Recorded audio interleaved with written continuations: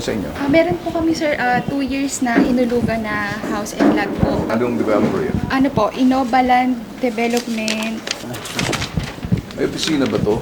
Opo sir. Ortigas, kung ba kayo ng problema na kung saan nagmintas kayo ng bayan? Wala po sir. Continuous Tuloy. po yung cheque namin. Alright, so anong problema? Ba't ka nandito? 2015 pa po kasi sir natapos yung down payment namin. Start kami Okay. ng March 2013. Alright. So, ang pangako po sa amin ng developer is after namin ma-full payment ang down payment na in 2 years, itatayo na po yung unit. Alright, so magkano yung all in all, magkano ang down payment ng hinihingi?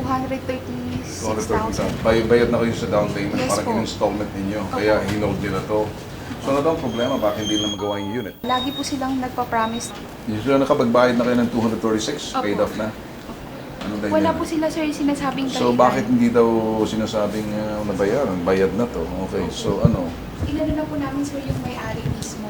Okay, Ang sabi po dun sa opisina, hindi na raw po nagpupunta dun yung may-ari. alright. So ngayon sir, parang nagtaka na kami, tas nag-search na rin po kami sa Facebook. Okay. Doon po namin nakita na ang dami na rin po pala nilang naloko. Ito ba nasa doon pa rin sila sa lugar na to? Hindi po, lumipat na po sila. Malapit lang din po doon sa Ortigas. Bali nangako naman po Marami kasi na sila. po sila, Pagkatapos sir, ng 2 years namin, pwede na namin lipatan yung... Wala rin pinagkaiba to doon sa Cavite, pro friends. Opo. Dapat malaman kung anong dahilan. Nagkakaproblema sila doon sa kanilang lupa. I want you to put a little note on this one, a way of figuring out whether this is a scam or basically they're just having a hard time to do a construction. Baka may lien doon sa kanilang property.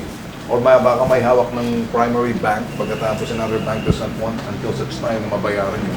So hindi sila makapag-construct. Medyo tricky lang ng konti. That could be done siguro by calling na.